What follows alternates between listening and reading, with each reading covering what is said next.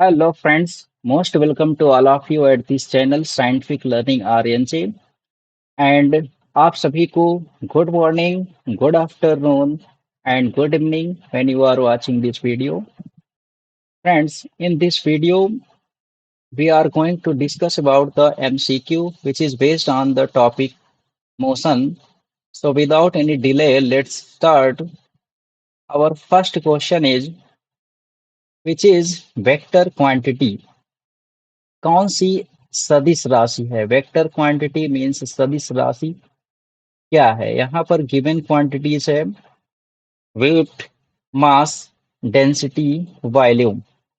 सबसे पहले जानते हैं वेक्टर क्वांटिटी होती क्या है। Vector quantity those physical quantity those physical quantity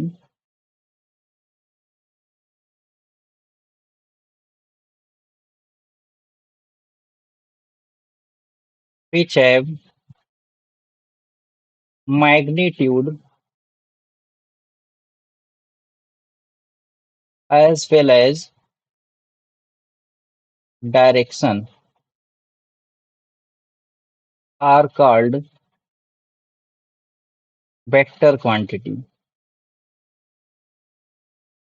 ऐसी फिजिकल क्वांटिटी जिसमें मैग्नीट्यूड के साथ साथ डायरेक्शन की रिक्वायरमेंट होती है रिप्रेजेंट करने के लिए, उसको वेक्टर क्वांटिटी बोला जाता है।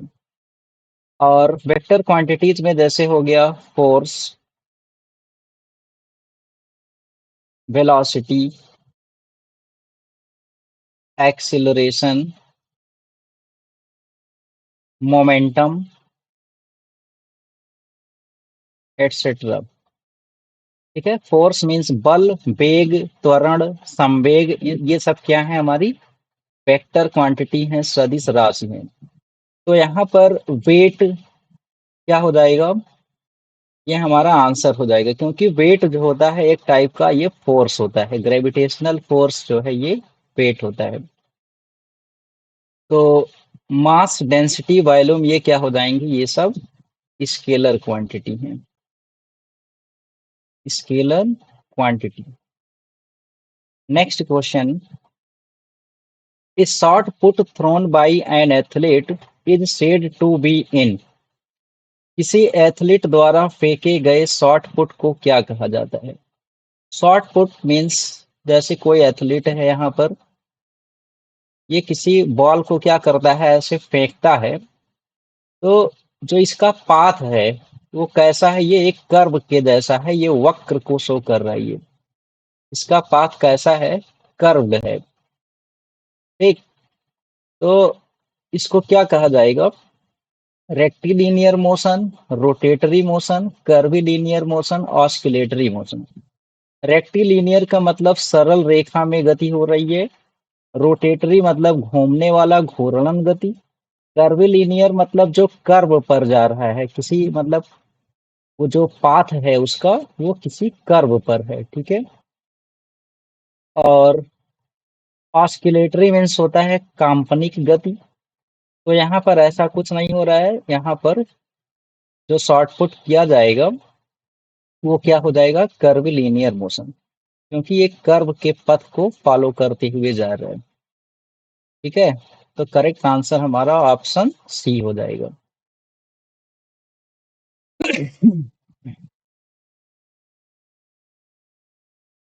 इसके बाद है next, a car moving on a straight road is said to be possess.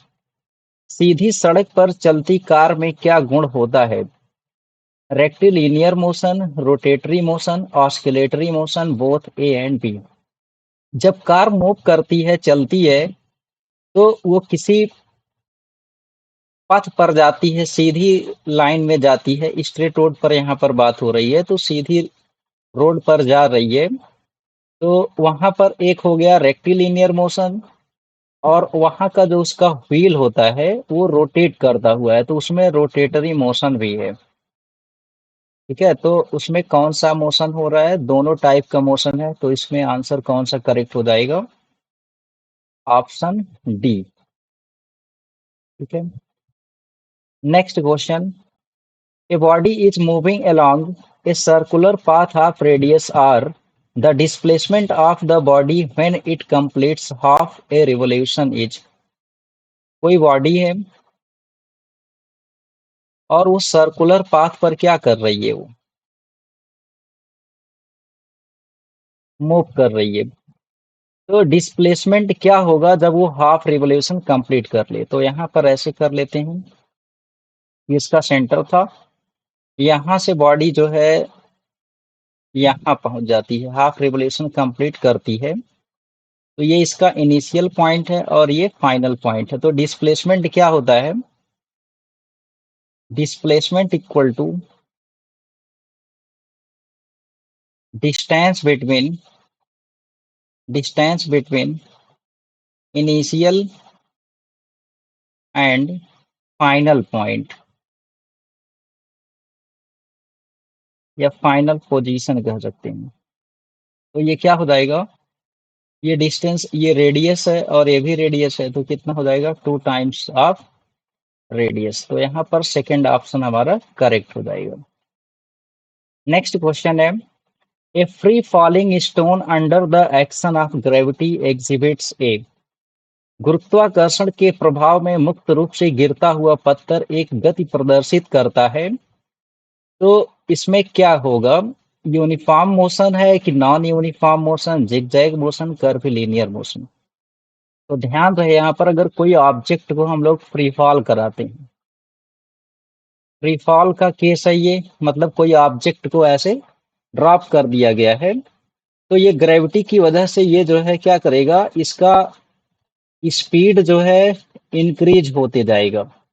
तो यहाँ पर ये यूनिफॉर्म मोशन तो हो नहीं सकता, एक स्पीड बढ़ते जा रहा है, तो यहाँ पर एक एक्सेलरेशन आएगा जो कि यूनिफॉर्म एक्सेलरेशन होता है। क्या होता है, यूनिफॉर्म एक्सेलरेशन, मतलब एक समान त्वरण जो है उस बॉडी पर, जो बॉडी हम लोग ड्रॉप कर रहे हैं उस पे वर्क करता है, और ये जी के इक्वल होता है। इसकी वैल्यू होती है 9.81 मीटर पर सेकेंड स्क्वायर। तो ये यूनिफॉर्म एक्सेलरेशन का केस है, तो यहाँ ना ही यूनिफॉर्म मोशन ऑप्शन होगा, जिगजैग कर्वीलिनियर ये हो नहीं सकता, तो नॉन यूनिफॉर्म ये करेक्ट हो जाएगा। ऑप्शन नंबर बी हमारा करेक्ट आंसर है। इसके बाद नेक्स्ट क्वेश्चन है, the device fitted in an automobile to measure the distance travelled by it. तो कौन सा डिवाइस है जो फिट किया जाता है डिस्टेंस मेजर करने के लिए, तो वो होता है ओडोमीटर।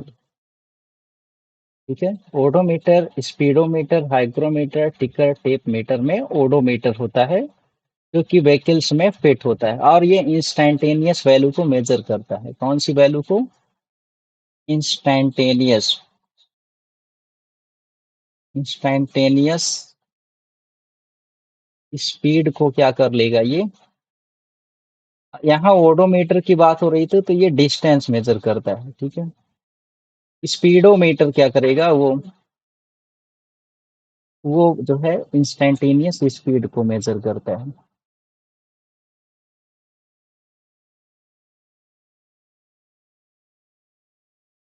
और स्पीडोमीटर क्या करता है, ये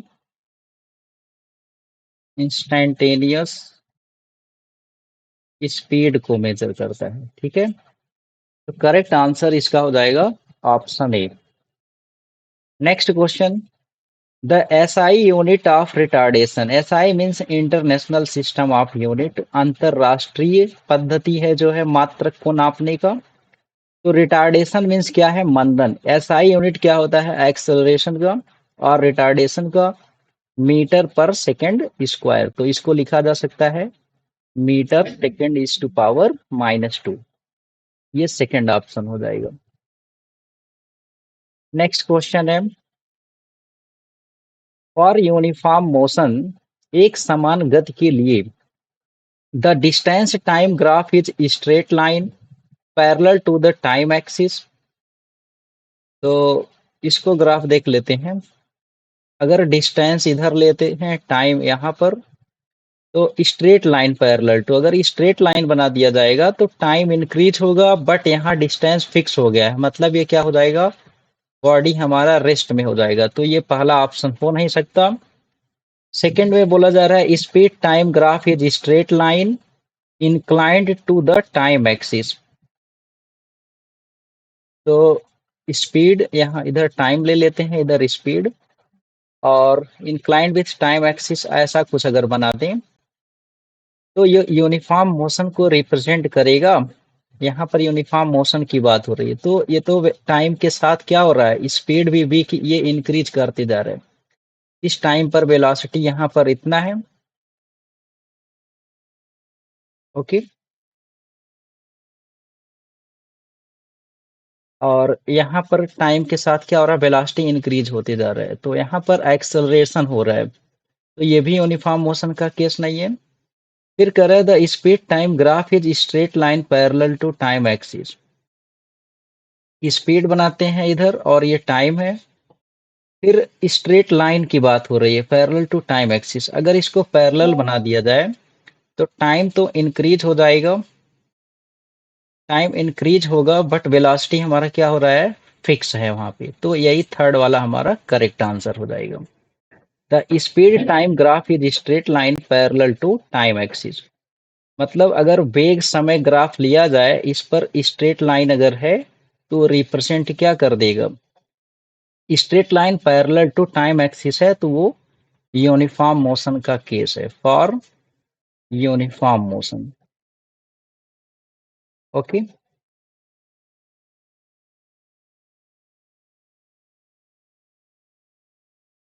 नेक्स्ट क्वेश्चन है,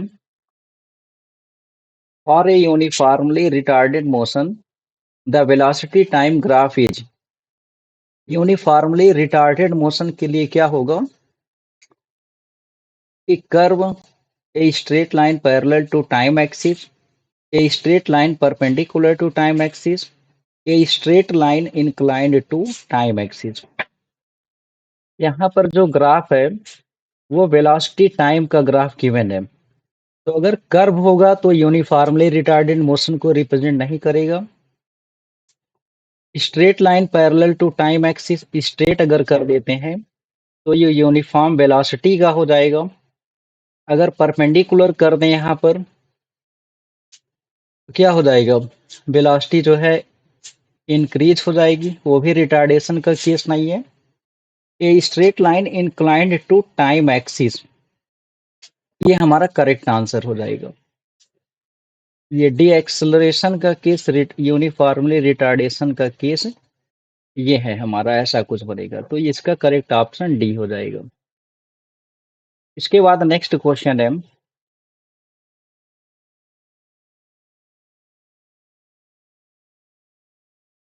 the distance time graph of a body having non uniform motion.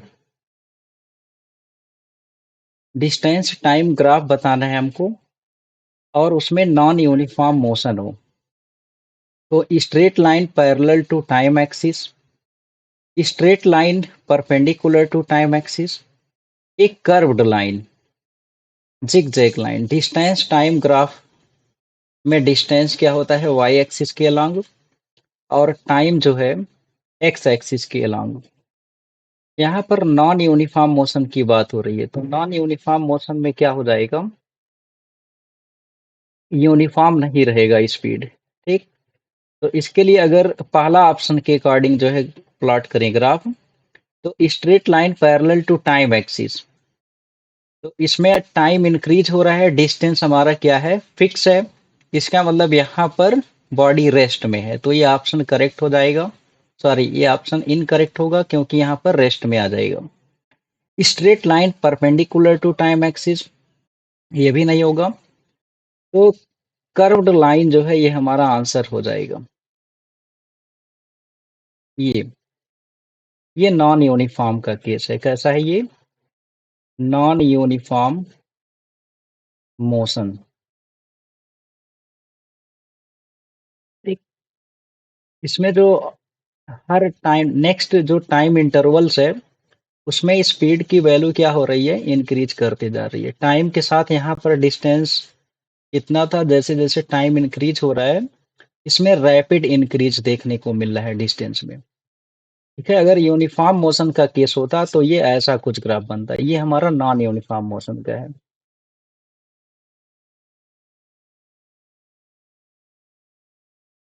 इसके बाद नेक्स्ट क्वेश्चन है, if a body covers equal distances in equal intervals of time in a particular direction की बात हो रही है, the body is said to have a uniform motion, non uniform motion, speed, uniform speed, variable velocity.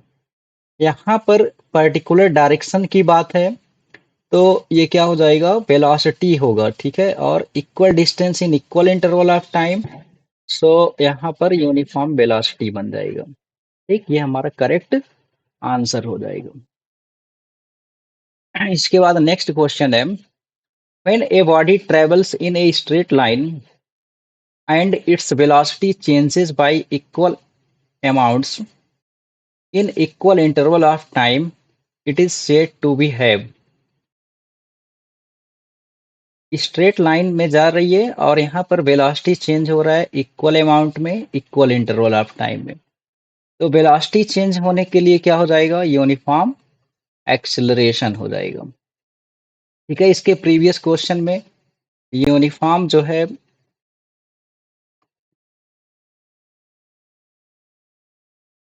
Distance की बात हो रही थी यहाँ पर।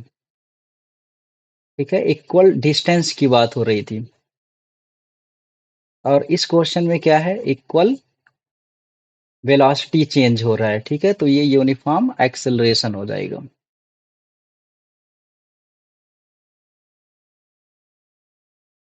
नेक्स्ट क्वेश्चन है, the average velocity of a body is equal to mean of its initial velocity and final velocity. The acceleration of the body is।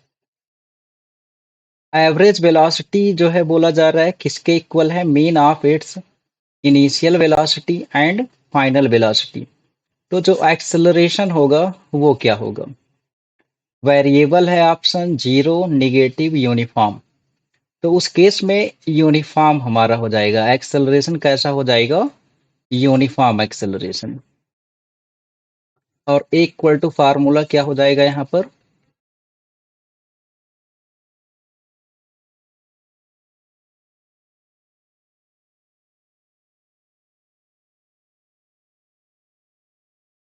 ये average velocity का जो फार्मूला है,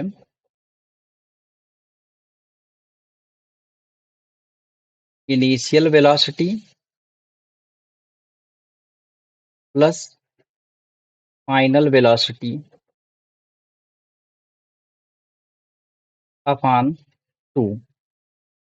ठीक, और जो एक्सेलरेशन आता है इसमें वो यूनिफॉर्म एक्सेलरेशन हो जाएगा। ठीक, क्योंकि स्पीड स्टार्टिंग में क्या है, यहाँ पर इनिशियल स्पीड है, फिर इसके बाद डायरेक्ट फाइनल ले ले रहे हैं, तो उसका मीन लिया जा रहा है। ठीक है, तो वहां पर यूनिफॉर्म एक्सेलरेशन का केस होगा। नेक्स्ट क्वेश्चन है, the slope of speed time graph gives velocity, acceleration, displacement, distance travelled. तो वेलोसिटी क्या होता है, वेग, एक्सेलरेशन त्वरण, डिस्प्लेसमेंट विस्थापन, डिस्टेंस ट्रेवल्ड मीन्स कवर किया गया दूरी। तो वेग समय की बात हो रही है, इधर वेलोसिटी होगा, इधर टाइम, और स्लोप क्या देता है, ये हो जाएगा एक्सेलरेशन। स्पीड टाइम ग्राफ का अगर हम लोग स्लोप कैलकुलेट करें तो वो क्या दे देगा, एक्सीलरेशन। ठीक, इस ट्रिक को आप लोग याद रखें। ये डिस्टेंस है, वेलोसिटी है, टाइम है। अगर डिस्टेंस टाइम ग्राफ का हम लोग स्लोप कैलकुलेट करेंगे तो वेलोसिटी मिलेगा, और वेलोसिटी टाइम का अगर स्लोप देखा जाए तो एक्सेलरेशन मिलेगा।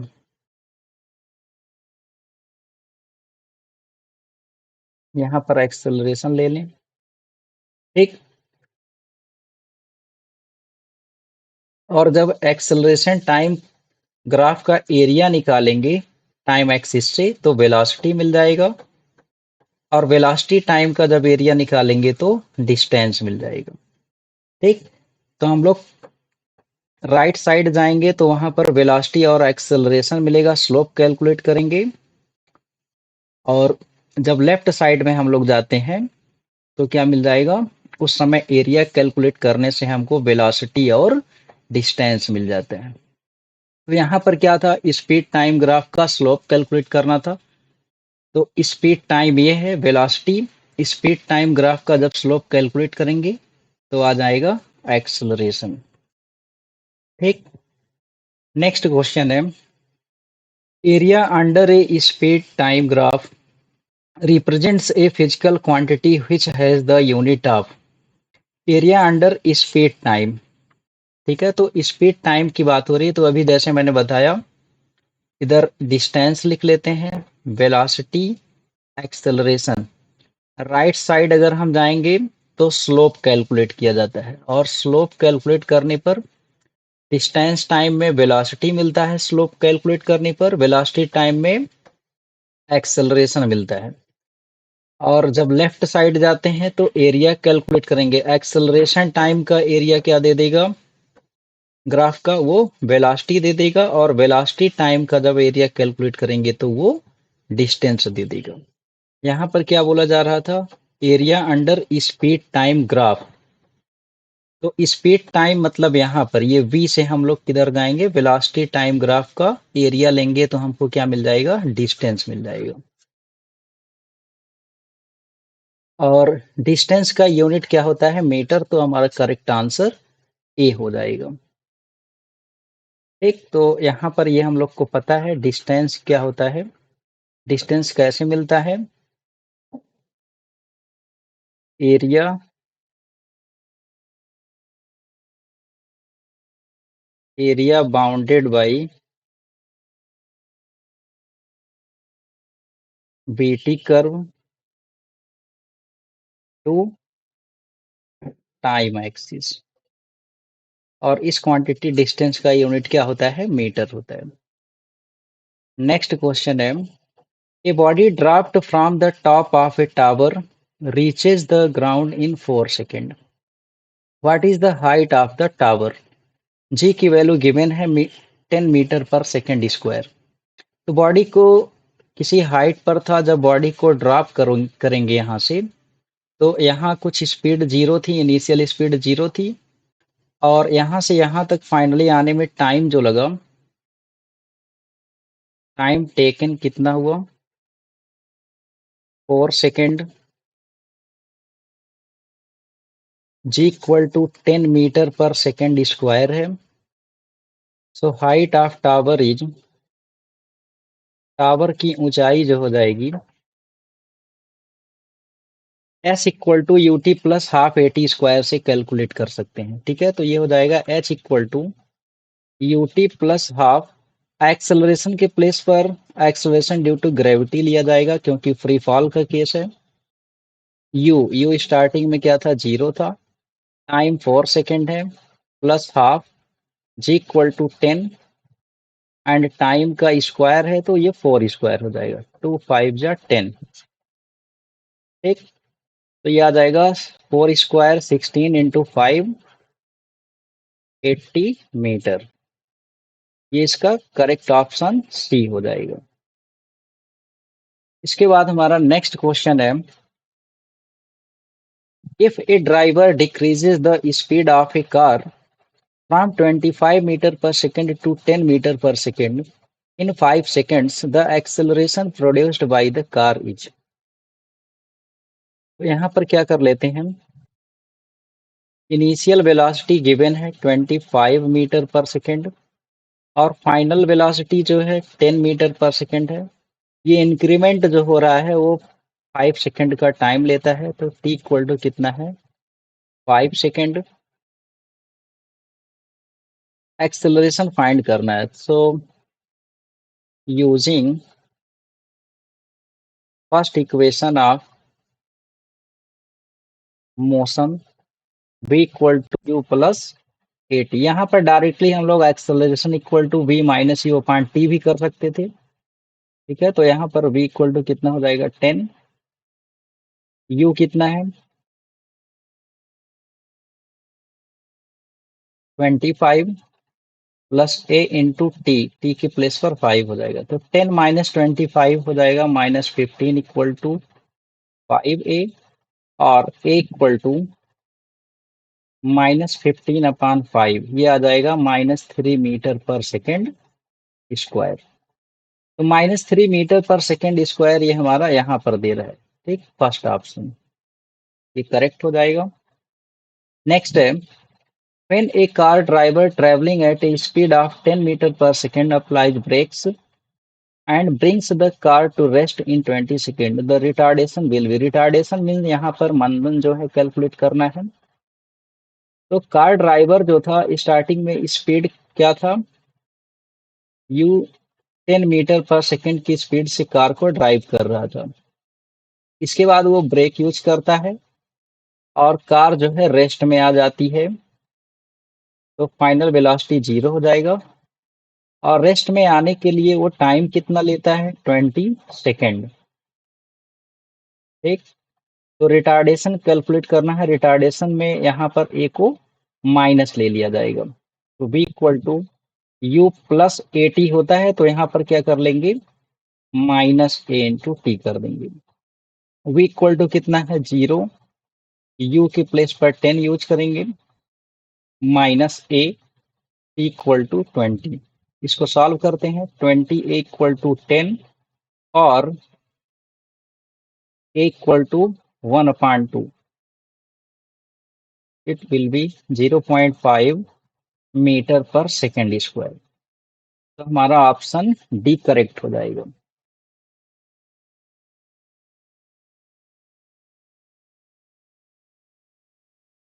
इसके बाद नेक्स्ट क्वेश्चन है, the distance travelled by a body moving in a circular path, कोई बॉडी है वो सर्कुलर पाथ में मूव कर रही है। ठीक है, तो सर्कुलर पाथ में मूव करने के लिए डिस्टेंस कितना होगा। ठीक, तो यहाँ से अगर हम स्टार्टिंग देखें तो 1 राउंड कंप्लीट करने में कितना डिस्टेंस कवर करेगा, जो डिस्टेंस हो जाएगा distance travelled equal to circumference, circumference of circular track और पाथ। तो सरकमफेरेंस क्या हो जाएगा 2πr हो जाएगा। अगर रेडियस इसका जो है हम लोग r कंसीडर करें तो 2πr डिस्टेंस जो है ये कंप्लीट करेगा, तो इसमें बी ऑप्शन करेक्ट हो जाएगा। इसके बाद अगला क्वेश्चन है, for A body moving with a constant speed along a circular path, the direction of velocity is, अगर कोई ऑब्जेक्ट सर्कुलर पाथ पे जो है मोशन कर रहा है तो उसका वेलोसिटी का डायरेक्शन जो है कंटिन्यूअसली क्या होता है वो चेंज होती रहता है, और इसका जो डायरेक्शन होता है वो in the direction of tangent होता है। किसी पॉइंट पर अगर हम लोग टेंजेंट ड्रॉ करें तो उसी के डायरेक्शन में वेलोसिटी होती है। तो डायरेक्शन क्या हो जाएगा, horizontal perpendicular to the radius along the tangent to the circle constant, ये ऑप्शन हमारा सी करेक्ट हो जाएगा। इसके बाद 21st क्वेश्चन है, a stone tied to a thread and filled in a circular path is an example of, यहाँ पर किसी स्टोन को क्या करना है ऐसे बांध कर इसको रोटेट कराना है। ठीक है, जब इसको रोटेट कराएंगे तो ये किसका केस हो जाएगा, ये यूनिफॉर्म सर्कुलर मोशन का केस होगा। Uniform circular motion, uniform circular motion क्या होता है, if body is moving on a circular path with constant speed then it is called uniform circular motion. तो यहाँ पर पत्थर को बांध कर क्या किया गया था, घुमाया गया था वृत्ताकार पथ पर सर्कुलर ट्रैक पर, तो ये किसका एग्जाम्पल हो जाएगा, यूनिफॉर्म सर्कुलर मोशन का हो जाएगा। नेक्स्ट क्वेश्चन है, If a body takes time t to complete one round of the circular path of radius r, then the speed of the body v is given by। Circular motion के case में क्या होता है कि अगर radius are है तो one complete cycle, हम लोग जानते हैं वेलोसिटी इक्वल टू क्या होता है, distance upon displacement upon time होता है। यहाँ पर स्पीड की बात हो रही है, तो ये v क्या है, यहाँ पर ये स्पीड है। Speed equal to distance upon time होता है। तो वन राउंड में डिस्टेंस कितना कवर होगा, इसके सरकमफेरेंस के इक्वल। और टाइम जो है वो अगर टी लग रहा है तो यहाँ टी लिख दिया जाएगा। तो 2πr/t जो है हमारा स्पीड हो जाएगा, किस केस में, जब हमारा ऑब्जेक्ट सर्कुलर पाथ में मोशन में है। ठीक है, तो 2πr/t, ये सी ऑप्शन करेक्ट होगा। नेक्स्ट क्वेश्चन है, the magnitude of speed and velocity of a body is equal only if the body moves along A. Magnitude of speed की बात हो रही है और वेलोसिटी दोनों इक्वल कब होंगी, जब बॉडी मूव्स करे स्ट्रेट लाइन में, सर्कुलर पाथ में, जिगजैग पाथ, कर्व्ड पाथ। तो दोस्तों यहाँ पर स्पीड और वेलोसिटी इक्वल तभी होगा जब बॉडी हमारा क्या करे, वो डायरेक्शन चेंज ना करे। अगर कोई ऑब्जेक्ट स्ट्रेट लाइन में मोशन में है, ठीक है, तो उस केस में स्पीड भी सेम होगा, स्पीड और वेलोसिटी दोनों सेम होगा। क्यों? क्योंकि स्पीड इक्वल टू क्या होता है, डिस्टेंस अपॉन टाइम होता है, और velocity equal to displacement upon time होता है। ठीक, तो इस केस में जब कोई ऑब्जेक्ट हमारा डायरेक्शन चेंज नहीं करेगा और मोशन में होगा, तो फिर क्या होगा, डिस्टेंस और डिस्प्लेसमेंट दोनों इक्वल होता है। इस वजह से स्पीड और वेलोसिटी भी क्या हो जाएगा, इक्वल हो जाएगा। तो यहाँ पर करेक्ट ऑप्शन क्या होगा, ए। नेक्स्ट क्वेश्चन है, which is not the correct equation of motion. हम लोग को इक्वेशंस ऑफ मोशन पता है। इक्वेशंस ऑफ मोशन क्या होते हैं, v equal to you plus A T, S equal to U T plus half A T square, V square equal to U square plus two A yes.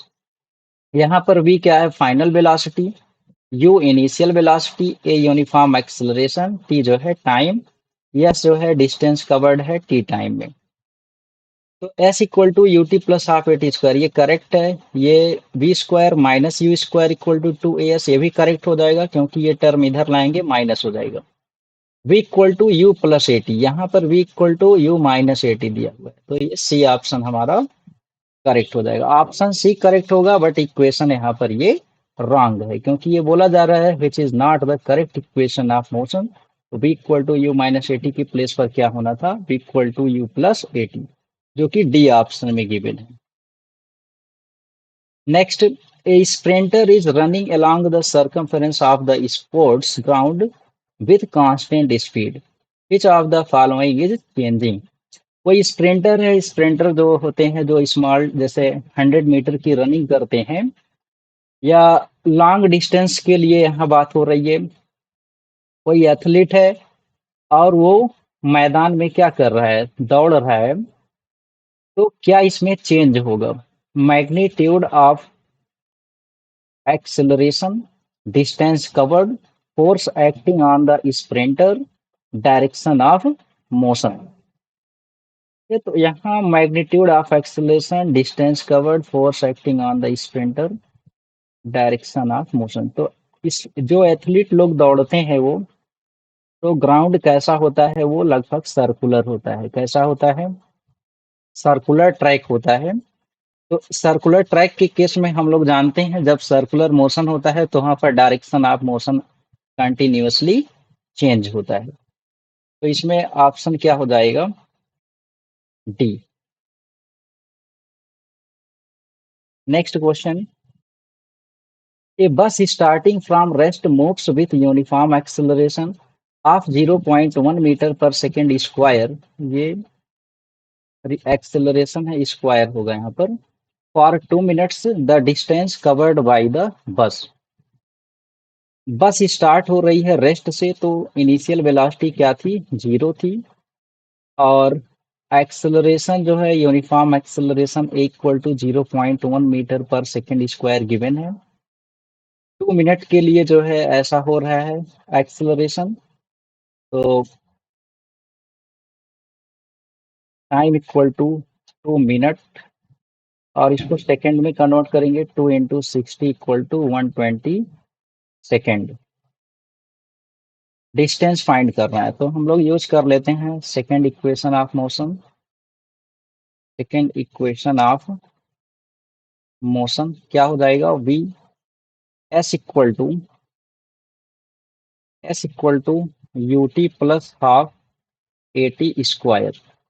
You equal to 0 given है, 0 × 120 plus half equal to 0.1 t square means 120 square.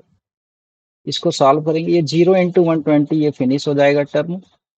120 का square करेंगे कितना आ जाएगा, ये हो जाएगा 144 और double zero.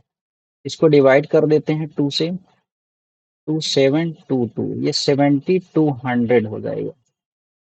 ठीक, अब 7200 को हम मल्टीप्लाई करेंगे 0.1 से। ठीक, यहाँ मैं 120 का स्क्वायर जो था इसको 14400 लिखा, फिर 2 से डिवाइड कर दिया, इसको 7200 आया। 7200 को 0.1 से मल्टीप्लाई करेंगे तो आ जाएगा 720 मीटर।